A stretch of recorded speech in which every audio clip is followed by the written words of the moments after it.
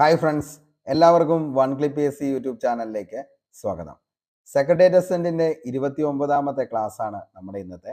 ഇതുവരെയും നിങ്ങൾ തന്ന സ്നേഹത്തിനും സപ്പോർട്ടിനും ഒരുപാട് നന്ദി. കഴിഞ്ഞ ദിവസം നമ്മൾ ചർച്ച ചെയ്തുകൊണ്ടിരുന്നത് പ്രസിഡന്റുമാരെ കുറിച്ചാണ്. അപ്പോൾ പ്രസിഡന്റുമാരും അവരുടെ ഏറ്റവും പ്രധാനപ്പെട്ട സവിശേഷതകൾ, അതേപോലെ തന്നെ അവരുമായി ബന്ധപ്പെട്ട PSC എക്സാം പോയിന്റ് ഓഫ് വ്യൂവിൽ ചോദിച്ച എല്ലാ ചോദ്യങ്ങളും നമ്മൾ ഡിസ്കസ് ചെയ്ത് കഴിഞ്ഞു. ഇന്ന് നമ്മൾ കേന്ദ്ര മന്ത്രിസഭയെ കുറിച്ചാണ് പഠിക്കുന്നത്. കഴിഞ്ഞ ദിവസത്തെ ക്ലാസ്സുകൾ കാണാനായിട്ട് താല്പര്യമുള്ളവരാണെങ്കിൽ താഴെ ഡിസ്ക്രിപ്ഷൻ ബോക്സിൽ അതിൻ്റെ ലിങ്ക് അവൈലബിൾ ആണ്. അതേപോലെ തന്നെ ഇന്നത്തെ ക്ലാസ്സിൻ്റെ PDF നോട്ട് ലഭിക്കുന്നതിന് വേണ്ടി നമ്മുടെ ടെലഗ്രാം ചാനലിൽ കൂടി ഒന്ന് ജോയിൻ ചെയ്യാനായിട്ട് ശ്രമിക്കുക. ടെലഗ്രാമിൽ നിങ്ങൾക്ക് PDF നോട്ട് എല്ലാ ക്ലാസ്സുകളുടെയും അവൈലബിൾ ആണ്. ക്ലാസ് കഴിഞ്ഞാലുടൻ നിങ്ങൾക്ക് കൃത്യം 9 മണിക്ക് തന്നെ ഈ ഒരു സബ്ജക്റ്റുമായി ബന്ധപ്പെട്ട് ക്വസ്റ്റ്യൻ ബോൾ ഉണ്ടാവും. 2021-24 PSC ചോദിച്ച എല്ലാ ചോദ്യങ്ങളും നമ്മൾ അതിൻ്റെ അകത്ത് ഡിസ്കസ് ചെയ്ത് പോകുന്നതായിരിക്കും. അപ്പോൾ ഉറപ്പായിട്ടും നിങ്ങൾ എന്ത് ചെയ്യണം? ഈ പറയുന്ന ടെലഗ്രാം ചാനലിൽ കൂടി അംഗമാകാനായിട്ട് ശ്രമിക്കണം. അപ്പോൾ നമുക്ക് നേരെ ഇന്നത്തെ ടോപ്പിക്കിലേക്ക് പോവാം. നമ്മളിന്ന് പഠിക്കാൻ പോകുന്നത് കേന്ദ്ര മന്ത്രിസഭയെ കുറിച്ചാണ്. ഓക്കെ, അപ്പോൾ ഇന്ത്യക്ക് പ്രധാനമന്ത്രിയുടെ നേതൃത്വത്തിൽ ഒരു കേന്ദ്ര മന്ത്രിസഭ ഉണ്ടായിരിക്കണമെന്ന് അനുശാസിക്കുന്ന അനുച്ഛേദം ഏതാണെന്ന് ചോദിച്ചു കഴിഞ്ഞാൽ അത് അനുച്ഛേദം 74 ആണ്. ഓക്കെ, അപ്പോൾ ഇന്ത്യക്ക് പ്രധാനമന്ത്രിയുടെ നേതൃത്വത്തിൽ ഒരു കേന്ദ്ര മന്ത്രിസഭ ഉണ്ടായിരിക്കണമെന്ന് അനുശാസിക്കുന്ന വകുപ്പ്, അനുച്ഛേദം, ആർട്ടിക്കിൾ ഇവ ഏതാണെന്ന് ചോദിച്ചാൽ അതാണ് ആർട്ടിക്കിൾ 74 എന്ന് പറയുന്നത്. ഓക്കെ, ഇനി രാഷ്ട്രപതിയിൽ നിക്ഷിപ്തമായിട്ടുള്ള എല്ലാ ചുമതലകളും യഥാർത്ഥത്തിൽ വിനിയോഗിക്കുന്നത് ആരാന്ന് ചോദിച്ചാൽ കേന്ദ്ര മന്ത്രിസഭയാണ്. ഓക്കെ, അപ്പോൾ രാഷ്ട്രപതിയിൽ അധികാരങ്ങളെല്ലാം ഉണ്ട്, പക്ഷെ ആ അധികാരങ്ങളും അതേപോലെ തന്നെ ചുമതലകളും എല്ലാം ശരിക്കും വിനിയോഗിക്കുന്ന ആരാന്ന് ചോദിച്ചു കഴിഞ്ഞാൽ എന്താണ്? ഈ പറയുന്ന കേന്ദ്ര മന്ത്രിസഭയാണ്. ഓക്കെ, പാർലമെന്റിൽ സമർപ്പിക്കേണ്ട നയത്തിന്റെ അന്തിമ നിർണയം നടത്തുന്നതും ആര് തന്നെയാണ്? ഈ പറയുന്ന കേന്ദ്ര മന്ത്രിസഭയാണ്. വകുപ്പുകളുടെ ഏകോപനവും താല്പര്യങ്ങൾ സംരക്ഷിക്കുന്നതും പരിമിതികൾ നിർണയിക്കുന്നതും എല്ലാം മന്ത്രിസഭ തന്നെയാണ്. പാർലമെന്റിന്റെ ഇരുസഭകളിലും അംഗമല്ലാത്ത ഒരു വ്യക്തിയെയും കേന്ദ്രമന്ത്രിയായി നിയമിക്കാവുന്നതാണ്. എന്നാൽ ആ വ്യക്തി 6 മാസത്തിനകം പാർലമെന്റിന്റെ ഏതെങ്കിലും ഒരു സഭയിൽ അംഗമായിരിക്കണം. പ്രധാനമന്ത്രിയുടെ ഉപദേശപ്രകാരം കേന്ദ്രമന്ത്രിമാരെ നിയമിക്കുന്നത് ആരാണെന്ന് ചോദിച്ചാൽ രാഷ്ട്രപതിയാണ്. പക്ഷെ ആരുടെ ഉപദേശപ്രകാരമാണ്? പ്രധാനമന്ത്രിയുടെ ഉപദേശപ്രകാരം മാത്രമാണ് കേന്ദ്രമന്ത്രിമാരെ എന്ത് ചെയ്യുന്നത്? രാഷ്ട്രപതി നിയമിക്കുന്നത്. അതേപോലെ തന്നെ ഈ കേന്ദ്രമന്ത്രിമാരെ തൽസ്ഥാനത്ത് നിന്നും നീക്കം ചെയ്യുന്നതും ആരാണെന്ന് ചോദിച്ചാൽ അതും പ്രസിഡന്റ് തന്നെയാണ്. ഇത് പ്രധാനമന്ത്രിയുടെ ഉപദേശപ്രകാരം തന്നെയാണ് അവരെ എന്ത് ചെയ്യുന്നത്? തൽസ്ഥാനത്ത് നിന്നും നീക്കം ചെയ്യുന്നത്.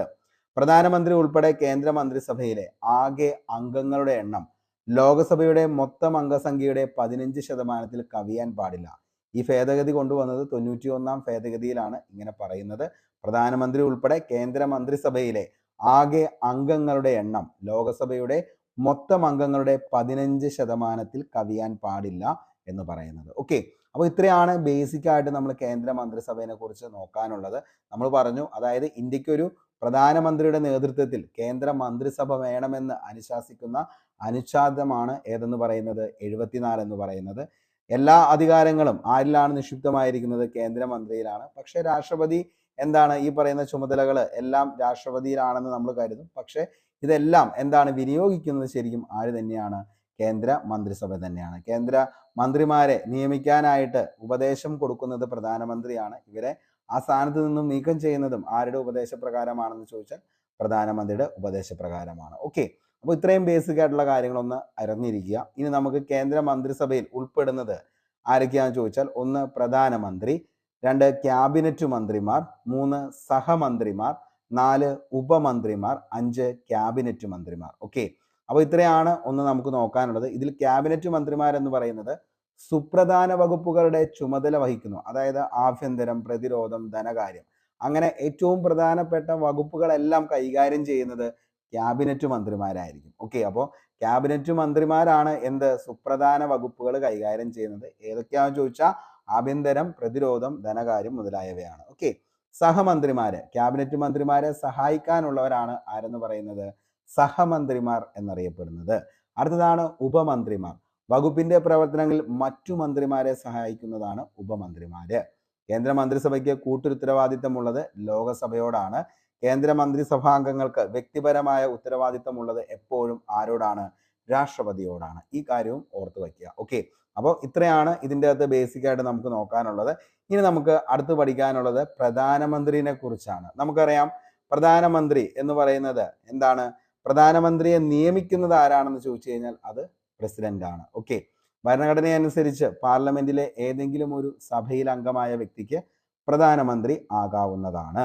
ഇനി പാർലമെന്റിന്റെ ഇരുസഭകളിലും അംഗമല്ലാത്ത വ്യക്തിയെയും പ്രധാനമന്ത്രിയായി നിയമിക്കാവുന്നതാണ്. എന്നാൽ 6 മാസത്തിനുള്ളിൽ എന്ത് ചെയ്യണം? അദ്ദേഹം പാർലമെന്റിന്റെ ഏതെങ്കിലും ഒരു സഭയിൽ അംഗമായിരിക്കണം. ഓക്കെ, ഇനി ലോകസഭയിൽ ഭൂരിപക്ഷമുള്ള കക്ഷിയുടെ അഥവാ മുന്നണിയുടെ നേതാവിനെയാണ് പ്രധാനമന്ത്രിയായി പ്രസിഡന്റ് എപ്പോഴും നിയമിക്കുന്നത്.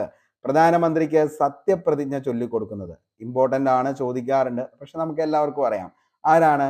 രാഷ്ട്രപതിയാണ് പ്രധാനമന്ത്രിക്ക് സത്യപ്രതിജ്ഞ ചൊല്ലിക്കൊടുക്കുന്നത്. പ്രധാനമന്ത്രി രാജിക്കത്ത് നൽകുന്നതും ആർക്കാന്ന് ചോദിച്ചാൽ അതും രാഷ്ട്രപതിക്ക് തന്നെയാണ് പ്രധാനമന്ത്രി എന്ത് ചെയ്യുന്നത്? ഈ പറയുന്ന രാജിക്കത്ത് നൽകുന്നത്. ഇന്ത്യൻ പ്രധാനമന്ത്രിയുടെ ശമ്പളവും മറ്റ് ആനുകൂല്യങ്ങളും നിശ്ചയിക്കുന്നത് ആരാണെന്ന് ചോദിച്ചാൽ അത് പാർലമെന്റ് ആണ്. ഓക്കെ, ഇന്ത്യൻ പ്രധാനമന്ത്രിയുടെ ശമ്പളവും മറ്റ് ആനുകൂല്യങ്ങളും എല്ലാം നിശ്ചയിക്കുന്നത് ആരാണ്? പാർലമെന്റ് ആണ്. ഓക്കെ, അപ്പോൾ ഇത്രയാണ് പ്രധാനമന്ത്രിയുടെ ബേസിക് ആയിട്ട് നമുക്ക് പഠിക്കാനുള്ളൂ. പ്രധാനമന്ത്രിയെ നിയമിക്കുന്നത് പ്രസിഡന്റ് ആണ്, നമുക്ക് എല്ലാവർക്കും അറിയാം. ഭരണഘടന അനുസരിച്ച് പാർലമെന്റിലെ ഏതെങ്കിലും ഒരു സഭയിൽ അംഗമായ വ്യക്തിക്ക് എന്ത് ചെയ്യാം? പ്രധാനമന്ത്രി ആകാവുന്നതാണ്. ഇനി അംഗമല്ലെങ്കിലും എന്ത് ചെയ്യാം? 6 മാസത്തിനുള്ളിൽ പാർലമെന്റിലെ ഏതെങ്കിലും ഒരു സഭയിൽ അംഗമായാലും മതി, പ്രധാനമന്ത്രി ആകാനായിട്ട് പറ്റും. ലോകസഭയിൽ ഭൂരിപക്ഷമുള്ള കക്ഷിയുടെ അഥവാ മുന്നണിയുടെ നേതാവിനെയാണ് എപ്പോഴും പ്രധാനമന്ത്രിയായി പ്രസിഡന്റ് നിയമിക്കുന്നത്. പ്രധാനമന്ത്രിക്ക് സത്യപ്രതിജ്ഞ ചൊല്ലിക്കൊടുക്കുന്നത് രാഷ്ട്രപതിയാണ്. ഓക്കെ, പ്രധാനമന്ത്രി രാജിക്കത്ത് നൽകുന്നത് രാഷ്ട്രപതിക്കാണ്. ഇന്ത്യൻ പ്രധാനമന്ത്രിയുടെ ശമ്പളവും മറ്റു ആനുകൂല്യങ്ങളും നിശ്ചയിക്കുന്നത് പാർലമെന്റ് ആണെന്നുള്ളതും ഓർത്തു വയ്ക്കുക. ഓക്കെ, ഇനി മോർ ഇൻഫോർമേഷനിലേക്ക് നിങ്ങളുടെ മനസ്സിലേക്ക് കുറച്ച് കാര്യങ്ങൾ കൂടി എന്ത് ചെയ്യുക? ഒന്ന് ഓർത്തു വയ്ക്കാനായിട്ട് പഠിച്ചുകൊള്ളുക. ലോകത്തിലെ ആദ്യത്തെ പ്രധാനമന്ത്രി ആരാന്ന് ചോദിച്ചാൽ അത് റോബർട്ട് വാൾപോൾ ആണ്. അത് ബ്രിട്ടനിലെ ആണ് ലോകത്തിലെ ആദ്യത്തെ പ്രധാനമന്ത്രി റോബർട്ട് വാൾപോൾ. ലോകത്തിലെ ആദ്യത്തെ വനിതാ പ്രധാനമന്ത്രി ആരാന്ന് ചോദിച്ചാൽ അത് സിരിമാവോ ബന്ദാരോ നായികയാണ്. അപ്പോൾ സിരിമാവോ ബന്ദാരോ നായികയാണ് ശ്രീലങ്ക. ലോകത്തിലെ രണ്ടാമത്തെ വനിതാ പ്രധാനമന്ത്രി ആരാന്ന് ചോദിച്ചാൽ അത് ഇന്ദിരാഗാന്ധിയാണ്. അപ്പോൾ ഈ കാര്യം ജസ്റ്റ് ഒന്ന് ഓർത്തു വെച്ചോ. ബേസിക് ആയിട്ട് ഈ LGS മുതലായ എക്സാമുകളിലൊക്കെ അല്ലെങ്കിൽ 10th ലെവൽ പ്രിലിംസിനൊക്കെ വേണമെങ്കിൽ ചോദിക്കാം. ഒറ്റ വാക്കിൽ ഉത്തരം എഴുതാൻ പാകത്തിനുള്ള ഒരു ചോദ്യമാണ്. ഓക്കെ, മന്ത്രിസഭാ അംഗങ്ങൾ ആരെല്ലാമാണെന്ന് തീരുമാനിക്കുന്നത് പ്രധാനമന്ത്രിയാണ്. അവരുടെ വകുപ്പുകളും പദവികളും തീരുമാനിക്കുന്നതും ആര് തന്നെയാണ്? പ്രധാനമന്ത്രി തന്നെയാണ്. ഓക്കെ, അപ്പോൾ മന്ത്രിസഭാ അംഗങ്ങൾ ആരെല്ലാമാണെന്ന് തീരുമാനിക്കുകയും അവരുടെ ഓരോരുത്തരുടെയും വകുപ്പുകളും പദവികളും തീരുമാനിക്കുന്നതും ആര് തന്നെയാണ്? പ്രധാനമന്ത്രിയാണ്. ഓക്കെ, മറ്റു മന്ത്രിമാർ നൽകിയിട്ടില്ലാത്ത വകുപ്പുകളുടെ ചുമതല വഹിക്കുന്നതും പ്രധാനമന്ത്രി തന്നെയാണ്. പാർലമെന്ററി വ്യവസ്ഥയിൽ പ്രധാനമന്ത്രിക്ക് ലോകസഭയുടെ ഭൂരിപക്ഷ പിന്തുണ ഉണ്ടായിരിക്കണം. ഈ ഭൂരിപക്ഷം പ്രധാനമന്ത്രിയുടെ അധികാരത്തെ കൂടുതൽ ശക്തമാക്കുന്നു.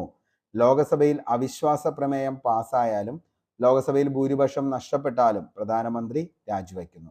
പ്രധാനമന്ത്രിയുടെ അതേപോലെ തന്നെ എന്താണ്? രാജ്യമന്ത്രിസഭയുടെയും മൊത്തം രാജിയാണ്. ഓക്കെ, അപ്പോൾ പ്രധാനമന്ത്രിയുടെ രാജി എന്ന് പറയുന്നത് മൊത്തം മന്ത്രിസഭയുടെയും രാജിയായിട്ടാണ് കണക്കാക്കുന്നത്. പാർലമെന്ററി സമ്പ്രദായത്തിൽ പ്രധാനമന്ത്രിയാണ് ഗവൺമെന്റിന്റെ തലവൻ എന്ന് പറയുന്നത്. ഓക്കെ, അപ്പോൾ പാർലമെന്ററി സമ്പ്രദായത്തിൽ പ്രധാനമന്ത്രിയാണ് ഗവൺമെന്റിന്റെ തലവൻ എന്നറിയപ്പെടുന്നത്. മന്ത്രിസഭയെയും രാഷ്ട്രപതിയെയും പാർലമെന്റിനെയും ബന്ധിപ്പിക്കുന്ന ഒരു കണ്ണിയാണ് പ്രധാനമന്ത്രി. അതുകൊണ്ട് തന്നെയാണ് പണ്ഡിറ്റ് ജവഹർലാൽ നെഹ്റു പ്രധാനമന്ത്രിയെ ഗവൺമെന്റിന്റെ അച്ചാണി എന്ന് വിശേഷിപ്പിച്ചത്. ചോദിക്കാൻ ചാൻസ് ഉണ്ട്, റയർ ആയിട്ടുള്ള ഒരു ഫാക്റ്റ് ആണ്. ഓർത്തു വച്ചോ, ഒരു മാർക്ക് ചിലപ്പോൾ നിങ്ങൾക്ക് എന്ത് ചെയ്യാം? ഈ ഒരു ചോദ്യത്തിൽ നിന്നും കിട്ടാം. അതായത് മന്ത്രിസഭയെയും രാഷ്ട്രപതിയെയും പാർലമെന്റിനെയും ബന്ധിപ്പിക്കുന്ന ഒരു കണ്ണിയാണ് ആര്? പ്രധാനമന്ത്രി എന്ന് പറഞ്ഞത് ആരാണ് എന്ന് ചോദിച്ചു കഴിഞ്ഞാൽ പണ്ഡിറ്റ് ജവഹർലാൽ നെഹ്റു ആണ് പ്രധാനമന്ത്രിയെ ഗവൺമെന്റിന്റെ അച്ചാണി എന്ന് വിശേഷിപ്പിച്ചത്. ഓക്കെ, അപ്പോൾ ജവഹർലാൽ നെഹ്റു പ്രധാനമന്ത്രിയെ എന്തെന്നാണ് വിശേഷിപ്പിച്ചത്? ഗവൺമെന്റിന്റെ അച്ചാണി എന്ന് വിശേഷിപ്പിച്ചു. ഒന്ന് ഓർത്തു വച്ചോ, ഇമ്പോർട്ടൻ്റ് ആണ്. മന്ത്രിമാരാകുന്ന ഗ്രഹങ്ങൾ ഭ്രമണം ചെയ്യുന്ന സൂര്യൻ എന്ന പ്രധാനമന്ത്രിയെ വിശേഷിപ്പിച്ചത് ആരാന്ന് ചോദിച്ചാൽ അത് ഐവർ ജെന്നിങ്സ് ആണ്. ഓക്കെ, അപ്പോൾ മന്ത്രിമാരാകുന്ന ഗ്രഹങ്ങൾ ഭ്രമണം ചെയ്യുന്ന സൂര്യനാണ് ആര്? പ്രധാനമന്ത്രി എന്ന് വിശേഷിപ്പിച്ചത് ഐവർ ജെന്നിങ്സ് ആണ്. ഇന്ത്യൻ പ്രധാനമന്ത്രിയുടെ ഔദ്യോഗിക വസതി ഏതാന്ന് ചോദിച്ചാൽ സെവൻ ലോക് കല്യാൺ മാർഗാണ്. ഓക്കെ, അപ്പോൾ ഇന്ത്യൻ പ്രധാനമന്ത്രിയുടെ ഔദ്യോഗിക വസതി ഏതാന്ന് ചോദിച്ചാൽ മക്കളെ, ഏതാണ് ഔദ്യോഗിക വസതി? സെവൻ ലോക് കല്യാൺ മാർഗാണ് ഇന്ത്യൻ പ്രധാനമന്ത്രിയുടെ ഔദ്യോഗിക വസതിയായി പറയുന്നത്. ഓക്കെ, അപ്പോൾ ഇത്രയൊന്നും ഓർത്തു വെച്ചോ, ഇമ്പോർട്ടൻ്റ് ആണ്. ഓക്കെ, ഇനി നമുക്ക് അടുത്തതിലേക്ക് പോവാം. പ്രധാനമന്ത്രിമാരുടെ ചുമതലകൾ. വേണമെങ്കിൽ ഈ ഒരു ചോദ്യം പ്രസ്താവന രീതിയിലും ചോദിക്കാവുന്നതാണ്. അതായത് ലോകസഭയുടെ നേതാവായി പ്രവർത്തിക്കുന്നത് പ്രധാനമന്ത്രിയാണ്. ക്യാബിനറ്റ് മീറ്റിംഗ് മുകളിൽ അധ്യക്ഷത വഹിക്കുന്നതും ആരാണ്? പ്രധാനമന്ത്രിയാണ്. അതേപോലെ തന്നെ എന്താണ്? കേന്ദ്ര മന്ത്രിസഭയുടെ പ്രവർത്തനം ഏകോപിപ്പിക്കുന്നു. മന്ത്രിസഭ തീരുമാനങ്ങൾ രാഷ്ട്രപതിയെ അറിയിക്കുന്നു. ഇതൊക്കെ ആരുടെ ചുമതലകളാണ്? പ്രധാനമന്ത്രിയുടെ ചുമതലകളാണ്. ഓക്കെ, അപ്പോൾ ലോകസഭയുടെ നേതാവായി പ്രവർത്തിക്കുന്നു, ക്യാബിനറ്റ് മീറ്റിങ്ങുകളിൽ അധ്യക്ഷത വഹിക്കുന്നു, കേന്ദ്ര മന്ത്രിസഭയുടെ പ്രവർത്തനം ഏകോപിപ്പിക്കുന്നു, മന്ത്രിസഭാ തീരുമാനങ്ങൾ രാഷ്ട്രപതിയെ അറിയിക്കുന്നു. ഇതൊക്കെ ആരുടെയാ? പ്രധാനമന്ത്രിയുടെ ചുമതലകളാണ്. ഓക്കെ, ഇനി പ്രധാനമന്ത്രി ഉത്തരമായിട്ട് വരുന്ന ചോദ്യങ്ങൾ ഏതൊക്കെയാണെന്ന് നമുക്കൊന്ന് നോക്കാം. ബേസിക് ആയിട്ടുള്ള ചോദ്യങ്ങളാണ് ഇത്. ഒത്തിരി തവണ LGS, LDC മുതലായ എക്സാമുകളിൽ ചോദിച്ചിട്ടുമുണ്ട്. അപ്പോൾ അത്രത്തോളം ഇമ്പോർട്ടൻ്റ് ആണ്, ഒന്ന് ഒത്തുവെച്ചോ. ഉത്തരം പ്രധാനമന്ത്രിയായി വരുന്ന ചോദ്യങ്ങളാണ്. കേന്ദ്രമന്ത്രിസഭയുടെ തലവൻ എന്നറിയപ്പെടുന്നു. കേന്ദ്രമന്ത്രിസഭയുടെ തലവൻ എന്നറിയപ്പെടുന്നു. കേന്ദ്രത്തിലെ കാവൽ മന്ത്രിസഭയുടെ തലവൻ. ഓക്കെ, കേന്ദ്രത്തിലെ കാവൽ മന്ത്രിസഭയുടെ തലവൻ എന്നറിയപ്പെടുന്നു. ക്യാബിനറ്റ് ആർച്ചിലെ ആണിക്കല്ല് എന്നറിയപ്പെടുന്നത്. ക്യാബിനറ്റ് ആർച്ചിലെ ആണിക്കല്ല് എന്നറിയപ്പെടുന്നത് തുല്യരിൽ ഒന്നാമൻ എന്നറിയപ്പെടുന്നു. തുല്യരിൽ ഒന്നാമൻ എന്നറിയപ്പെടുന്നു. ആസൂത്രണ കമ്മീഷന് പകരം നിലവിൽ വന്ന നീതി ആയോഗിന്റെ ചെയർമാൻ ആരാന്ന് ചോദിച്ചാൽ അതിന്റെ ഉത്തരവും ആര് തന്നെയാ? ഈ പറയുന്ന പ്രധാനമന്ത്രിയാണ്. ദേശീയ വികസന കൗൺസിൽ ചെയർമാൻ, അതേപോലെ തന്നെ എന്താണ്? ഇന്റർസ്റ്റേറ്റ് കൗൺസിലിന്റെ ചെയർമാൻ, നാഷണൽ ഇന്റഗ്രേഷൻ കൗൺസിലിന്റെ ചെയർമാൻ. ഇതൊക്കെ ആരാണ്? നമ്മുടെ പ്രധാനമന്ത്രിയാണ്. ഓക്കെ, അപ്പോൾ പറഞ്ഞ കാര്യങ്ങൾ ഒന്നുകൂടി പറയാം. കേന്ദ്ര മന്ത്രിസഭയുടെ തലവൻ എന്നറിയപ്പെടുന്നു. കേന്ദ്രത്തിലെ കാവൽ മന്ത്രിസഭയുടെ തലവൻ എന്നറിയപ്പെടുന്നു. ക്യാബിനറ്റ് ആർച്ചിലെ ആണിക്കൽ എന്നറിയപ്പെടുന്നു. തുല്യരിൽ ഒന്നാമൻ എന്നറിയപ്പെടുന്നു. ആസൂത്രണ കമ്മീഷന് പകരം നിലവിൽ വന്ന നീതി ആയോഗിന്റെ ചെയർമാൻ, ദേശീയ വികസന കൗൺസിലിന്റെ ചെയർമാൻ, ഇന്റർസ്റ്റേറ്റ് കൗൺസിലിന്റെ ചെയർമാൻ, നാഷണൽ ഇന്റഗ്രേഷൻ കൗൺസിലിന്റെ ചെയർമാൻ. ഇതൊക്കെ ആരാണ്? നമ്മുടെ പ്രധാനമന്ത്രിയാണ്. ഓക്കെ, ഇനി നമുക്ക് ഓരോ പ്രധാനമന്ത്രിമാരും അവരുടെ പ്രത്യേകതകളും എന്താണെന്നുള്ളതാണ് ഇനി പഠിക്കാനായിട്ട് പോകുന്നത്. അപ്പോൾ ഇത്രയും കാര്യങ്ങൾ നിങ്ങൾക്ക് എല്ലാം വളരെ വ്യക്തമായി മനസ്സിലായി എന്ന് കരുതുന്നു. എന്തെങ്കിലും ഡൗട്ട്സ് ഉണ്ടെങ്കിൽ താഴെ കമന്റ് ബോക്സിൽ എന്ത് ചെയ്യുക? നിങ്ങളുടെ അഭിപ്രായം രേഖപ്പെടുത്തുക. അതേപോലെ തന്നെ നിങ്ങൾക്ക് നിലവിൽ എന്ത് ചെയ്യാൻ ഉള്ള സാഹചര്യം കൂടിയുണ്ട്. നിലവിൽ ഒത്തിരി ഡൗട്ട്സ് ആണ് നിങ്ങൾക്ക് വാട്സപ്പിൽ നിങ്ങൾക്ക് വോയിസ് മെസ്സേജ് ആയിട്ടോ അല്ലെങ്കിൽ ഈ പറയുന്ന ഡൗട്ട്സ് എന്താണെന്നുള്ളത് നിങ്ങൾക്ക് എന്ത് ചെയ്യാനായിട്ട് അയക്കാനായിട്ടുള്ള ഒരു ഓപ്ഷൻ കൂടി ഉണ്ട്. അപ്പോൾ തീർച്ചയായിട്ടും അത് കണ്ടാലുടൻ അതിന് റിപ്ലൈ തരുന്നതുമായിരിക്കും. അപ്പോൾ അതും നിങ്ങൾ എന്ത് ചെയ്യുക? പ്രയോജനപ്പെടുത്തുക. മാക്സിമം നമുക്ക് ചെയ്യാൻ പറ്റുന്ന എല്ലാ ഹെൽപ്പും ചെയ്യുന്നതായിരിക്കും. ഓക്കെ, അടുത്തത് നമുക്ക് പഠിക്കാനുള്ളത് ജവഹർലാൽ നെഹ്റുവിനെ കുറിച്ചാണ്. ജവഹർലാൽ നെഹ്റു ജനനം 1889 നവംബർ 14. അലഹബാദിലാണ് അദ്ദേഹം ജനിക്കുന്നത്. മരണമാണെങ്കിൽ 1964 മെയ് 27. ഓക്കെ, അപ്പോൾ ജവഹർലാൽ നെഹ്റു 1889 നവംബർ 14 അലഹബാദ്, മരണം 1964 മെയ് 27. ഇന്ത്യയുടെ പ്രഥമ പ്രധാനമന്ത്രി എന്നറിയപ്പെടുന്നത് ആരാണെന്ന് ചോദിച്ചു കഴിഞ്ഞാൽ അത് ജവഹർലാൽ നെഹ്റു ആണ്. കൊച്ചു കുട്ടികൾക്ക് പോലും ഈ ഒരു ആൻസറിലേക്ക് എത്താനായിട്ട് പറ്റും. അതുകൊണ്ട് തന്നെ അത്രയ്ക്ക് വലിയ പ്രധാനമൊന്നുമില്ല. ഇന്ത്യയുടെ പ്രഥമ പ്രധാനമന്ത്രി ആരാന്ന് എല്ലാവർക്കും അറിയാം, ജവഹർലാൽ നെഹ്റു ആണ്. ഇന്ത്യയുടെ ആദ്യ വിദേശകാര്യമന്ത്രി. ഇനി ആധുനിക ഇന്ത്യയുടെ ശില്പി എന്നറിയപ്പെടുന്നത് ആരാണെന്ന് ചോദിച്ചാൽ അത് പ്രധാനമന്ത്രിയാണ്. ആരെന്ന് പറയുന്നത് ജവഹർലാൽ നെഹ്റു ആണ്. അപ്പൊ ആധുനിക ഇന്ത്യയുടെ ശില്പി എന്നറിയപ്പെടുന്ന പ്രധാനമന്ത്രിയാണ് ജവഹർലാൽ നെഹ്റു. ഏറ്റവും കൂടുതൽ തവണ പ്രധാനമന്ത്രിയായ വ്യക്തി, ഏറ്റവും കൂടുതൽ കാലം അധികാരത്തിലിരുന്ന പ്രധാനമന്ത്രിയും ആര് തന്നെയാ? ജവഹർലാൽ നെഹ്റു ആണ് ഏറ്റവും കൂടുതൽ അധികാരത്തിലിരുന്ന പ്രധാനമന്ത്രി. അവിശ്വാസ പ്രമേയത്തെ നേരിട്ട ആദ്യത്തെ പ്രധാനമന്ത്രിയാണ് ജവഹർലാൽ നെഹ്റു. അതേപോലെ ചാണക്യ എന്ന തൂലികാ നാമത്തിൽ, ഓർത്തു വച്ചോ, ഇമ്പോർട്ടൻ്റ് ആണ്. ചാണക്യ എന്ന തൂലികാ നാമത്തിൽ രചനകൾ നടത്തിയിരുന്ന പ്രധാനമന്ത്രി താഴെ പറയുന്നവയിൽ ആരാണ് എന്ന് ചോദിച്ചാൽ നല്ലൊരു ചോദ്യമാണ്. അത് ജവഹർലാൽ നെഹ്റു ആണ്. ചാണക്യ എന്ന തൂലികാ നാമത്തിൽ രചനകൾ നടത്തിയിരുന്നത്. നമുക്കറിയാം ചാച്ചാജി എന്നറിയപ്പെട്ട ജവഹർലാൽ നെഹ്റു ഇന്ത്യൻ ഭരണഘടനയുടെ ആമുഖത്തിന്റെ ശില്പി. ബേസിക് ആയിട്ടുള്ള ഒരു പോയിന്റ് ആണ്. ഈ ഒരു പോയിന്റ് ഒക്കെ നമ്മൾ തെറ്റിക്കുക എന്ന് പറഞ്ഞു കഴിഞ്ഞാൽ എക്സാമിൽ അത്രത്തോളം എന്താണ് നമ്മൾ താഴത്തെ ഒരു റാങ്കിലേക്ക് പിന്തള്ളപ്പെട്ടു എന്ന് തന്നെ പറയേണ്ടി വരും. കാരണം അത്രയും ഇമ്പോർട്ടൻ്റ് ആണ്, ബേസ് ആയിട്ട് എല്ലാവരും ശരിയാക്കുന്ന ഒരു പോയിന്റാണിത്. ഇന്ത്യൻ ഭരണഘടനയുടെ ആമുഖത്തിൻ്റെ ശില്പി, അതേപോലെ ക്വിറ്റ് ഇന്ത്യ പ്രമേയം തയ്യാറാക്കിയത് ജവഹർലാൽ നെഹ്റു ആണ്. 1938 രൂപീകൃതമായ നാഷണൽ പ്ലാനിംഗ് കമ്മിറ്റിയുടെ ചെയർമാനായിരുന്നു ജവഹർലാൽ നെഹ്റു. ഓക്കെ, അപ്പോൾ 1938 രൂപീകൃതമായ നാഷണൽ പ്ലാനിംഗ് കമ്മിറ്റിയുടെ ചെയർമാൻ ജവഹർലാൽ നെഹ്റു. ആസൂത്രണ കമ്മീഷന്റെ ആദ്യ ചെയർമാൻ 1950 മാർച്ച് 15 ആസൂത്രണ കമ്മീഷൻ നിലവിൽ വന്നത്. അതിന്റെ ചെയർമാൻ ആരെന്ന് പറയുന്നത് ജവഹർലാൽ നെഹ്റു. നാഷണൽ ഡെവലപ്മെന്റ് കൗൺസിലിന്റെ ആദ്യ ചെയർമാൻ 1952 നിലവിൽ വന്നു. NDC, national development council. ആദ്യ ചെയർമാൻ ആരാണ്? ജവഹർലാൽ നെഹ്റു ആണ്. എന്നാൽ നിലവിൽ വന്നതെന്ന് ഒത്തിരി തവണ PSC ബേസ് ആയിട്ടുള്ള ചോദ്യമായിട്ട് ഇത് വന്നിട്ടുണ്ട്. 1952 NDC നിലവിൽ വന്നത്. ഗാന്ധിജിയുടെ രാഷ്ട്രീയ പിൻഗാമി എന്നറിയപ്പെടുന്നത് നെഹ്റുവിനെയാണ് രാഷ്ട്രീയ പിൻഗാമി എന്ന് അറിയപ്പെടുന്നത്. എനിക്ക് ശേഷം അദ്ദേഹം എൻ്റെ ഭാഷ സംസാരിക്കും എന്ന് ഗാന്ധിജി പറഞ്ഞത് ആരെക്കുറിച്ചാണെന്ന് ഒത്തിരി തവണ ചോദിച്ചിട്ടുണ്ട്. അത് നെഹ്റുവിനെ കുറിച്ചാണ് പറഞ്ഞത്. എനിക്ക് ശേഷം എൻ്റെ ഭാഷ അദ്ദേഹം സംസാരിക്കും. ആരാണ് ഈ അദ്ദേഹം എന്ന് ചോദിച്ചാൽ നെഹ്റു ആണ്. 1951 അമേരിക്കൻ ഫ്രണ്ട് സർവീസ് കമ്മിറ്റി സമാധാന നൊബേൽ പുരസ്കാരത്തിനായി നെഹ്റുവിനെ ശുപാർശ ചെയ്തു. ചേരിചേരാ പ്രസ്ഥാനത്തിന്റെ മുഖ്യ ശില്പികളിൽ ഒരായ ഇന്ത്യൻ പ്രധാനമന്ത്രി, അതായത് ചേരിചേരാ പ്രസ്ഥാനത്തിന്റെ മുഖ്യ ശില്പികളിൽ ഒരാളായിരുന്നു ആരെന്ന് പറയുന്നത് ജവഹർലാൽ നെഹ്റു. 1954 ഏപ്രിൽ 29 ചൈനീസ് ഭരണാധികാരിയായിരുന്ന ചൗവിൻലായോടൊപ്പം പഞ്ചശീല തത്വങ്ങളിൽ ഒപ്പുവെച്ച ഇന്ത്യൻ പ്രധാനമന്ത്രി. ചോദിച്ചേണ്ട പഞ്ചശീല തത്വങ്ങളിൽ ഒപ്പുവെച്ചത് എന്നാണ്? 1954 ഏപ്രിൽ 29. ഓക്കെ, ആരൊക്കെ തമ്മിലാണ് പഞ്ചശീല തത്വങ്ങൾ?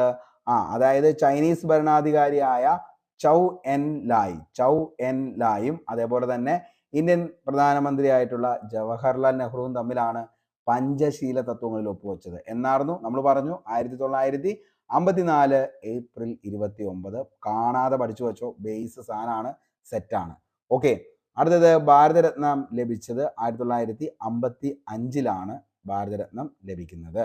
1959 പഞ്ചായത്ത് രാജ് സംവിധാനം ഇന്ത്യയിൽ നടപ്പിലാക്കുമ്പോൾ പ്രധാനമന്ത്രി ജവഹർലാൽ നെഹ്റു ആയിരുന്നു. പഞ്ചായത്ത് രാജ്, അപ്പോൾ ഓർത്ത് വെച്ചോട്ടോ, 1959 പഞ്ചായത്ത് രാജ് സംവിധാനം ഇന്ത്യയിൽ നടപ്പിലാക്കുന്നത്. ഓക്കെ, അപ്പോൾ പഞ്ചായത്ത് രാജ് സംവിധാനം ഇന്ത്യയിൽ നടപ്പിലാക്കുന്നത് 1959. ആ സമയത്ത് ആരായിരുന്നു പ്രധാനമന്ത്രി എന്ന് ചോദിച്ചാൽ അത് ജവഹർലാൽ നെഹ്റു ആണ്. ഓക്കെ, ഇനി അടുത്തത് ഏഷ്യൻ ഗെയിംസിന് ആ പേര് നിർദ്ദേശിച്ച വ്യക്തി. നല്ലൊരു പോയിന്റാ. ഏഷ്യൻ ഗെയിംസിന് ആ പേര് നിർദ്ദേശിച്ച വ്യക്തിയാണ് ആര്? ജവഹർലാൽ നെഹ്റു. അപ്പോൾ ഏഷ്യൻ ഗെയിംസിന് പേര് നിർദ്ദേശിച്ചു ആര്? ജവഹർലാൽ നെഹ്റു. തപാൽ സ്റ്റാമ്പിലും നാണയത്തിലും മുദ്രണം ചെയ്യപ്പെട്ട ആദ്യ ഇന്ത്യൻ പ്രധാനമന്ത്രി. ആ ഒരു പോയിന്റും ആരിൽ നിക്ഷിപ്തമാണ്? ജവഹർലാൽ നെഹ്റുവിൽ നിക്ഷിപ്തമാണ്. തപാൽ സ്റ്റാമ്പിലും നാണയത്തിലും മുദ്രണം ചെയ്യപ്പെട്ട ആദ്യ പ്രധാനമന്ത്രി. ഇന്ത്യയിൽ ആദ്യമായി അടിയന്തരാവസ്ഥ പ്രഖ്യാപിച്ചപ്പോൾ ആരായിരുന്നു? നെഹ്റു ആയിരുന്നു ഇന്ത്യയിൽ ആദ്യമായി അടിയന്തരാവസ്ഥ പ്രഖ്യാപിച്ചപ്പോൾ പ്രധാനമന്ത്രി. അതേപോലെ തന്നെ കേരള നിയമസഭയെ അഭിസംബോധന ചെയ്ത ആദ്യ പ്രധാനമന്ത്രി. കേരളത്തിലെ ആദ്യത്തെ മെഡിക്കൽ കോളേജ് ഉദ്ഘാടനം ചെയ്തതും 1951 പ്രധാനമന്ത്രി ജവഹർലാൽ നെഹ്റു ആണ്. കമ്മ്യൂണിറ്റി ഡെവലപ്മെന്റ് പ്രോഗ്രാം ആരംഭിച്ച പ്രധാനമന്ത്രി 1952 community development program CDP. 1946 September 2 രൂപം കൊണ്ട ഇടക്കാല ഗവൺമെന്റിൽ വൈസ് പ്രസിഡന്റ് പദവി വഹിച്ചിരുന്നു. നെഹ്റുവിന് പ്രിയപ്പെട്ട ലോകസഭാ മണ്ഡലമാണ് ഫൂൽപൂർ. ഈ ഫൂൽപൂർ എവിടെയാണ് സ്ഥിതി ചെയ്യുന്നതെന്ന് ചോദിച്ചു കഴിഞ്ഞാൽ അത് ഉത്തർപ്രദേശിലാണ് ഫൂൽപൂർ. നെഹ്റുവിന് ഏറ്റവും പ്രിയപ്പെട്ട ലോകസഭാ മണ്ഡലമാണ് ഫൂൽപൂർ. കൃഷി പരാജയപ്പെട്ടാൽ സർക്കാർ പരാജയപ്പെടും എന്ന് പറഞ്ഞത് നെഹ്റു ആണ്. കൃഷി പരാജയപ്പെട്ടാൽ സർക്കാർ പരാജയപ്പെടും എന്നത് ആരുടെ മുദ്രാവാക്യമായിരുന്നു? അല്ലെങ്കിൽ ആരുടെ കൊട്ടേഷനാണെന്ന് ചോദിച്ചാൽ നെഹ്റുവിൻ്റെയാണ്. ഇന്ത്യയുടെ രത്നമെന്ന് മണിപ്പൂരിനെ അദ്ദേഹം വിശേഷിപ്പിച്ചു. അപ്പോൾ ഇന്ത്യയുടെ രത്നമെന്ന് നെഹ്റു വിശേഷിപ്പിച്ചത് ഏത് ഇന്ത്യൻ സംസ്ഥാനത്തെയാണെന്ന് ചോദിച്ചാൽ അത് മണിപ്പൂരിനെയാണ്. ഭാരതത്തിലെ ക്ഷേത്രങ്ങൾ എന്ന് അണക്കെട്ടുകളെ വിശേഷിപ്പിച്ചു. അത് നെഹ്റു ആണ്. നാഷണൽ ഹെറാൾഡ് എന്ന പത്രം ആരംഭിച്ചു. പദവിയിലിരിക്കാൻ ധരിച്ച ആദ്യത്തെ പ്രധാനമന്ത്രി. അതേപോലെ തന്നെ നെഹ്റുവിൻ്റെ അന്ത്യവിശ്രമ സ്ഥലം അറിയപ്പെടുന്നത് ശാന്തിവനം എന്ന പേരിലാണ്. ഓക്കെ, അപ്പോൾ നെഹ്റുവിൻ്റെ അന്ത്യവിശ്രമ സ്ഥലം അറിയപ്പെടുന്നത് ഏതു പേരിലാ? ശാന്തിവനം എന്ന പേരിലാണ് നെഹ്റുവിൻ്റെ അന്ത്യവിശ്രമ സ്ഥലം അറിയപ്പെടുന്നത്. നെഹ്റുവിൻ്റെ ജന്മദിനമായ നവംബർ 14 ശിശുദിനമായിട്ടാണ് ആഘോഷിക്കുന്നത്. ഓക്കെ, അപ്പോൾ അതുകൊണ്ട് തന്നെയാണ് ഭയങ്കര ശാന്തപ്രിയനായിരുന്നു ആര്, ഈ പറയുന്ന നെഹ്റു. അതുകൊണ്ട് അദ്ദേഹത്തിൻ്റെ അന്ത്യവിശ്രമ സ്ഥലം ശാന്തിവനം. കാരണം എന്താണ്, കുട്ടികളോടൊക്കെ വളരെ ഇഷ്ടമുള്ള ആളാണ്. അപ്പോൾ അതുകൊണ്ട് തന്നെ എന്താണ്, ശാന്തനായിട്ടുള്ള ഒരാളാണ്. ഓക്കെ, പഞ്ചശീല തത്വങ്ങളിൽ ഒപ്പുവച്ച ഇന്ത്യൻ പ്രധാനമന്ത്രി. നമ്മൾ തൊട്ടു മുമ്പ് പറഞ്ഞ പോയിന്റാണ്. 1954 പഞ്ചശീല തത്വങ്ങളിൽ ചൗവിൻലായും അതേപോലെ തന്നെ ഈ പറയുന്ന ജവഹർലാൽ നെഹ്റുവും തമ്മിൽ ഒപ്പുവെച്ചത്. അദ്ദേഹത്തിന്റെ പ്രധാനപ്പെട്ട കൃതികൾ ഏതൊക്കെയാണെന്ന് ചോദിച്ചാൽ letters from a father to his daughter. ഒത്തിരി തവണ ചോദിച്ച ചോദ്യമാണ്. Letters from a father to his daughter, glimpses of world history, glimpses of world history and autobiography, the discovery, unity of India, India's freedom, what is religion. ഇത്രയും ആരുടെ കൃതിയാണ്?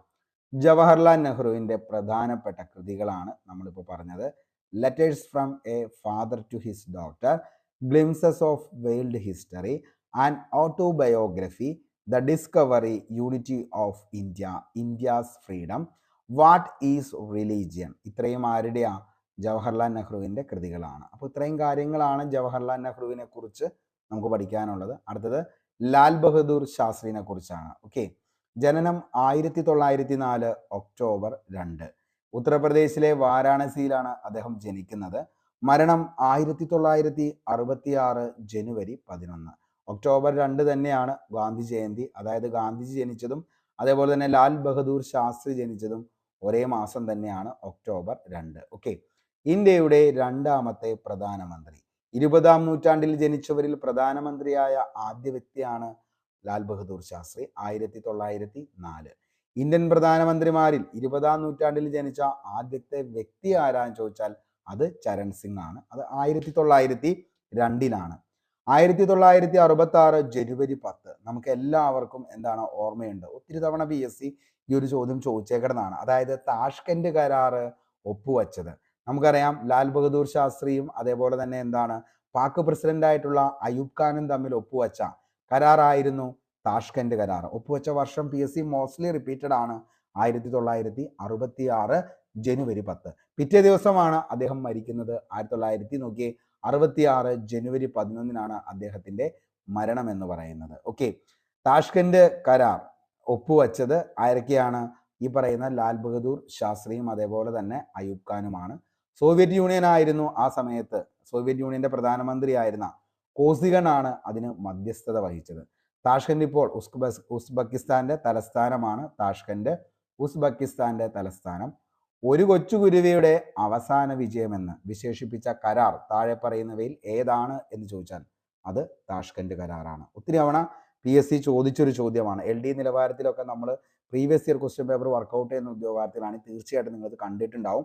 അതായത് ഒരു കൊച്ചുകുരുവിയുടെ അവസാന വിജയം എന്ന് വിശേഷിപ്പിക്കപ്പെട്ട കരാർ താഴെ പറയുന്നവയിൽ ഏതാണെന്ന് ചോദിച്ചാൽ അത് താഷ്കന്റ് കരാറാണ്. ഒത്തിരി തവണ ചോദിച്ച ചോദ്യമാണ്. ഓക്കെ, അപ്പോൾ അത്രയാണ് അതിൻ്റെ അത് വരുന്നുള്ളൂ. അപ്പോൾ ഇത്രയും കാര്യങ്ങളൊന്ന് ഓർത്തു വയ്ക്കുക. അദ്ദേഹം എന്താണ്, ഒക്ടോബർ 2 ഗാന്ധിജിയുടെ സമയത്ത്. അങ്ങനെയാണെങ്കിൽ ഗാന്ധിജി ജനിച്ച വർഷം എന്നാണെന്നുള്ളതാണ് നമ്മുടെ ഇന്നത്തെ ഹോട്ട് ക്വസ്റ്റ്യൻ. അപ്പോൾ താഴെ കമൻറ്റ് ബോക്സിൽ നിങ്ങളുടെ ആൻസർ ഏതാണെന്നുള്ളതൊന്ന് എഴുതുക. ഓക്കെ, അപ്പോൾ ഗാന്ധിജി ജനിച്ച വർഷം, മാസം നമ്മൾ പറഞ്ഞു ഒക്ടോബർ 2 അപ്പോൾ ജനിച്ച വർഷം എന്നാന്നുള്ളത് താഴെ ഒന്ന് കമൻറ്റ് ചെയ്യുക. ഓക്കെ, അടുത്തതാണ് ഇന്ദിരാഗാന്ധിനെ കുറിച്ചാണ്. നമുക്കറിയാം ഇന്ത്യയുടെ ഉരുക്കു വനിത എന്നറിയപ്പെടുന്ന പ്രധാനമന്ത്രിയാണ് ആരെന്ന് പറയുന്നത് ഇന്ദിരാഗാന്ധി. ജനനം 1917 നവംബർ 19 അലഹബാദിൽ. മരണം 1984 ഒക്ടോബർ 31. ഇന്ത്യൻ പ്രധാനമന്ത്രിയായ ഏക വനിത, ലോകത്തിലെ രണ്ടാമത്തെ വനിതാ പ്രധാനമന്ത്രി, ഇന്ത്യയുടെ ഉരുക്കു വനിത എന്നറിയപ്പെടുന്നു. ലാൽ ബഹദൂർ ശാസ്ത്രി മന്ത്രിസഭയിൽ വാർത്താവിനിമയ വകുപ്പ് മന്ത്രിയായിരുന്നു ഇന്ദിരാഗാന്ധി. കേന്ദ്ര ധനകാര്യമന്ത്രിയായ ആദ്യ വനിത. രണ്ടാമത്തെയാണ് നമുക്കറിയാം നിർമ്മല സീതാരാമൻ. രാജ്യസഭാംഗമായിരിക്കെ പ്രധാനമന്ത്രിയായ ആദ്യ വ്യക്തി. പ്രിയദർശിനി എന്ന് ഇന്ദിരാഗാന്ധിയെ വിളിച്ചത് ആരാണ് എന്ന് ചോദിച്ചാൽ രവീന്ദ്രനാഥ ടാഗോറാണ് എന്ത് പ്രിയദർശിനി എന്ന് ഇന്ദിരാഗാന്ധിയെ വിളിച്ചത്. സ്വാതന്ത്ര്യ സമര സേനാനികളെ സഹായിക്കാൻ ഇന്ദിരാഗാന്ധി രൂപീകരിച്ച ഒരു സംഘടനയുണ്ടായിരുന്നു. അതിൻ്റെ പേരാണ് വാനരസേന എന്ന് പറയുന്നത്. ഓക്കെ, അപ്പോൾ സ്വാതന്ത്ര്യ സമര സേനാനികളെ സഹായിക്കാൻ ഇന്ദിരാഗാന്ധി രൂപീകരിച്ച സംഘടനയുടെ പേരായിരുന്നു വാനരസേന. ഓർത്തു വെച്ചോ, സുൾഫിക്കർ അലി ഭൂട്ടോ 1972 ജൂലൈ 2 സിംല കരാറിൽ ഒപ്പിട്ടത് ഇന്ദിരാഗാന്ധിയും കൂടിയാണ്. അപ്പോൾ സിംല കരാറിൽ ഒപ്പുവെട്ടിച്ചത് ആരൊക്കെയാന്ന് ചോദിച്ചാൽ സുൾഫിക്കർ അലി ഭൂട്ടോയും ഇന്ദിരാഗാന്ധിയും. 5ാം പഞ്ചവത്സര പദ്ധതി കാലത്ത് 20 കർമ്മ പരിപാടി ആവിഷ്കരിച്ച പ്രധാനമന്ത്രിയാണ് ആര്? ഇന്ദിരാഗാന്ധി. അടിയന്തരാവസ്ഥ കാലത്ത്, അതായത് ഈ പറയുന്ന 1975 ആ സമയത്താണ് 20 കർമ്മ പരിപാടി അത് കൊണ്ടുവന്നത് ഇന്ദിരാഗാന്ധിയാണ്. ജയ് അനുസത്താൻ നമുക്ക് കേട്ടിട്ടുണ്ട് ഈ ഒരു വാക്ക്. അത് ആരാണ് പറഞ്ഞതെന്ന് ചോദിച്ചു കഴിഞ്ഞാൽ ആരാണ്? നമ്മുടെ നരേന്ദ്രമോദിയാണ്. അപ്പോൾ ഗരീബി ഹട്ടാവോ എന്ന ദാരിദ്ര്യം തുടച്ചു നീക്കുക എന്നതാണ് എന്ത്? ഗരീബി ഹട്ടാവോ എന്ന മുദ്രാവാക്യത്തിന്റെ അർത്ഥം എന്ന് പറയുന്നതാണ് ദാരിദ്ര്യം തുടച്ചു നീക്കുക. അപ്പോൾ നമ്മൾ ഇങ്ങനെയാണ് പറഞ്ഞത്, ദാരിദ്ര്യം തുടച്ചു നീക്കുക. അപ്പോൾ അങ്ങനെ പറഞ്ഞപ്പോൾ എന്താണ്? 5ാം പഞ്ചവത്സര പദ്ധതിയിലാണ് ഈ പറയുന്ന മുദ്രാവാക്യം ആര് ഉയർത്തിയത്? ഇന്ദിരാഗാന്ധി ഉയർത്തിയത്. ഗരീബി ഹട്ടാവോ അതിന്റെ അർത്ഥമാണ് ദാരിദ്ര്യം തുടച്ചു നീക്കുക. ഏത് പഞ്ചവത്സര പദ്ധതിയിലാണ് ഇത് പറഞ്ഞതെന്ന് ചോദിച്ചാൽ 5ാം പഞ്ചവത്സര പദ്ധതിയിലാണ് ഗരീബി ഹട്ടാവോ എന്ന് ഇന്ദിരാഗാന്ധി പറഞ്ഞത്. അതേപോലെ തന്നെ ജയ് ജവാൻ ജയ് കിസാൻ എന്ന മുദ്രാവാക്യം അത് ലാൽ ബഹദൂർ ശാസ്ത്രിയാണ്. ഒത്തിരി തവണ PSC ചോദിച്ച ചോദ്യമാണ് ജയ് ജവാൻ ജയ് കിസാൻ എന്ന മുദ്രാവാക്യം. അടുത്തതാണ് ജയ് ജവാൻ ജയ് കിസാൻ ജയ് വിജ്ഞാൻ, അത് AB വാജ്പേയി ആണ്. ജയ് ജവാൻ ജയ് കിസാൻ ജയ് വിജ്ഞാൻ. ഇനി അടുത്തതാണ് ജയ് ജവാൻ ജയ് കിസാൻ ജയ് വിജ്ഞാൻ അനുസന്ധാൻ. ഇത് പറഞ്ഞത് ആരാന്ന് ചോദിച്ചാൽ അത് നരേന്ദ്രമോദി പറഞ്ഞതാണ്. ജയ് ജവാൻ ജയ് കിസാൻ ജയ് വിജ്ഞാൻ ജയ് അനുസന്ധാൻ ഓക്കെ എന്ന് പറഞ്ഞത് നരേന്ദ്രമോദി. 1971 ലോക്സഭാ തെരഞ്ഞെടുപ്പിൽ കൃത്രിമം കാണിക്കുകയും അധികാര ദുർവിനിയോഗം നടത്തുകയും ചെയ്തു എന്ന് കാണിച്ച് എതിർ സ്ഥാനാർത്ഥിയായിരുന്ന രാജ് നാരായൺ നൽകിയ കേസിൽ അലഹബാദ് ഹൈക്കോടതി ചീഫ് ജസ്റ്റിസ് ആയിരുന്ന ജഗ്മോഹൻ ലാൽ സിൻഹ ഇന്ദിരാഗാന്ധിയുടെ ലോക്സഭാ വിജയം റദ്ദു ചെയ്യുകയും 6 വർഷത്തേക്ക് തെരഞ്ഞെടുപ്പിൽ മത്സരിക്കുന്നതിന് വിലക്കേർപ്പെടുത്തുകയും ചെയ്തു. ഇതിനെ മറികടന്ന് 1975 ജൂൺ 25 ഇന്ത്യയിലെ ആദ്യത്തെ ആഭ്യന്തര അടിയന്തരാവസ്ഥ പ്രഖ്യാപിക്കാൻ ഇന്ദിരാഗാന്ധി ഫക്രുദ്ദീൻ അലി അഹമ്മദിന് നിർദ്ദേശം നൽകി. ഇന്ത്യയുടെ ആദ്യ കൃത്രിമ ഉപഗ്രഹമായ ആര്യഭട്ട വിക്ഷേപിച്ചപ്പോൾ 1975 ഏപ്രിൽ 19 ആ സമയത്ത് പ്രധാനമന്ത്രി നമ്മുടെ ഇന്ദിരാഗാന്ധി ആയിരുന്നു. അതേപോലെ തന്നെ എന്താണ്? ഇന്ത്യയുടെ ആണവ പരീക്ഷണം നടത്തിയപ്പോൾ ഇന്ത്യൻ പ്രധാനമന്ത്രി 1974 മെയ് 18 ഇന്ത്യയുടെ ആദ്യത്തെ ആണവ പരീക്ഷണം നടക്കുന്നത്. ആ സമയത്തും ആരായിരുന്നു? ഇന്ദിരാഗാന്ധി. ചെറുഭരണഘടന എന്നറിയപ്പെടുന്ന മിനി കോൺസ്റ്റിറ്റ്യൂഷൻ എന്നറിയപ്പെടുന്ന 42ാം ഭരണഘടനാ ഭേദഗതി 1976 പാസാക്കിയത് ഇന്ദിരാഗാന്ധി പ്രധാനമന്ത്രിയായിരുന്ന സമയത്താണ്. ഇന്ത്യയുടെ ആദ്യത്തെ അന്റാർട്ടിക്ക ഗവേഷണ സമയത്ത് പ്രധാനമന്ത്രി ആരായിരുന്നു? പറയുന്ന ഇന്ദിരാഗാന്ധി ആയിരുന്നു. ഇന്ത്യക്കാരനായ രാകേഷ് ശർമ്മ ബഹിരാകാശ യാത്ര നടത്തിയപ്പോൾ പ്രധാനമന്ത്രി. 1984 സിഖ് തീവ്രവാദികൾക്കെതിരെ അമൃത്സറിൽ സുവർണക്ഷേത്രത്തിൽ ബ്ലൂ സ്റ്റാർ ഓപ്പറേഷൻ നടന്ന സമയത്തും ആര് തന്നെയായിരുന്നു? പ്രധാനമന്ത്രി ഇന്ദിരാഗാന്ധി. വധിക്കപ്പെട്ട ആദ്യ ഇന്ത്യൻ പ്രധാനമന്ത്രി 1984 ഒക്ടോബർ 31 സ്വന്തം അംഗരക്ഷകരുടെ വെടിയേറ്റാണ് ആര് മരിക്കുന്നത്? ഇന്ദിരാഗാന്ധി മരിക്കുന്നത്. ഇന്ദിരാഗാന്ധി വധം അന്വേഷിക്കാൻ നിയോഗിക്കപ്പെട്ട കമ്മീഷനാണ് താക്കർ കമ്മീഷൻ. ചോദിച്ചിട്ടുണ്ട് PSC, ഇന്ദിരാഗാന്ധി വധം അന്വേഷിക്കാൻ നിയോഗിക്കപ്പെട്ട കമ്മീഷന്റെ പേരെന്താന്ന് ചോദിച്ചാൽ താക്കർ കമ്മീഷൻ. ഇന്ദിരാഗാന്ധിയുടെ അന്ത്യവിശ്രമ സ്ഥലം നമുക്കറിയാം, ഇന്ത്യയുടെ ഉരുക്കു വനിത എന്ന പേരിലാണ് ഇന്ദിരാഗാന്ധി അറിയപ്പെടുന്നത്. അതുകൊണ്ട് തന്നെ അന്ത്യവിശ്രമ സ്ഥലം ശക്തി സ്ഥലാണ്. ഏതാണ്? ശക്തി സ്ഥൽ. ഇന്ദിരാഗാന്ധിയുടെ ജന്മദിനമായ നവംബർ 19 ദേശീയോദ്ഗ്രഥന ദിനമായും ചരമദിനമായ ഒക്ടോബർ 31 ദേശീയ പുനരർപ്പണ ദിനമായുമാണ് ആചരിക്കുന്നത്. അപ്പോൾ ഇന്ദിരാഗാന്ധിയുടെ ജന്മദിനം നവംബർ 19 ദേശീയോദ്ഗ്രഥന ദിനമായിട്ടും ചരമദിനമായ ഒക്ടോബർ 31 ദേശീയ പുനരർപ്പണ ദിനമായിട്ടും ആചരിക്കുന്നത്. അതേപോലെ തന്നെ പ്രധാനപ്പെട്ട കൃതികൾ നോക്കിക്കഴിഞ്ഞാൽ journey of friendship, of man and his environment, eternal India, my truth, open people and problem. ഇതൊക്കെ ആരുടെ കൃതികളാണ്? നമ്മുടെ ഇന്ദിരാഗാന്ധിയുടെ കൃതികളാണ്.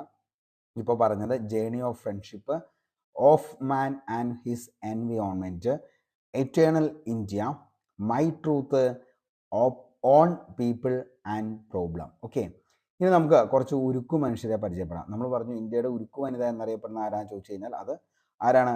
ഇന്ദിരാഗാന്ധിയാണ്. അപ്പോൾ ഉരുക്കു വനിത എന്നറിയപ്പെടുന്ന ലോകത്തിലെ തന്നെ ആള് ആരാണെന്ന് ചോദിച്ചാൽ ഉരുക്കു വനിത മാർഗരറ്റ് താച്ചറാണ്. അപ്പോൾ മാർഗരറ്റ് താച്ചറെയാണ് ഉരുക്കു വനിത എന്ന് വിശേഷിപ്പിക്കുന്നത്. ഏഷ്യയിലെ ഉരുക്കു വനിത ആരാന്ന് ചോദിച്ചാൽ Miriam Defensor Santiago. Okay, Miriam Defensor Santiago. ഇന്ത്യയുടെ ഉരുക്കു വനിത ഇന്ദിരാഗാന്ധിയാണ്. മണിപ്പൂരിന്റെ ഉരുക്കു വനിത ആരാന്ന് ചോദിച്ചാൽ ഈറോം ഷർമിളയാണ്. ഓക്കെ, മണിപ്പൂരിന്റെ ഉരുക്കു വനിത ഈറോം ഷർമിള. ഒഡീഷയുടെ ഉരുക്കു വനിത നന്ദിനി സത്പതിയാണ്. ഓക്കെ, അപ്പോൾ ഒഡീഷയുടെ ഉരുക്കു വനിത നന്ദിനി സത്പതി. ജാർഖണ്ഡിന്റെ ഉരുക്കു വനിത ദയാമണി ബാർല. കാശ്മീരിന്റെ ഉരുക്കു വനിത പർവീണ അഹങ്കർ. ഉരുക്കു മനുഷ്യൻ എന്നറിയപ്പെടുന്നത് ബിസ്മാർക്കാണ്.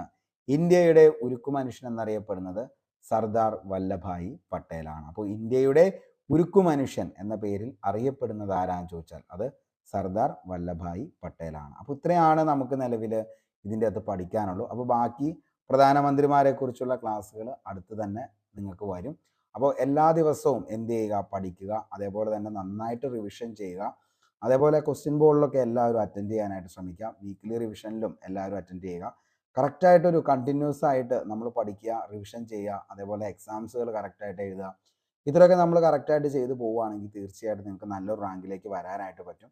അപ്പോൾ എല്ലാവർക്കും നല്ലത് മാത്രം വരട്ടെ എന്ന് ആത്മാർത്ഥമായി സർവേശ്വരനോട് പ്രാർത്ഥിച്ച് ഇന്നത്തെ ഈ ക്ലാസ് ഇവിടെ വെച്ച് വൈൻഡപ്പ് ചെയ്യാണ്. Signing off, Arun Kombanadan. Thank you.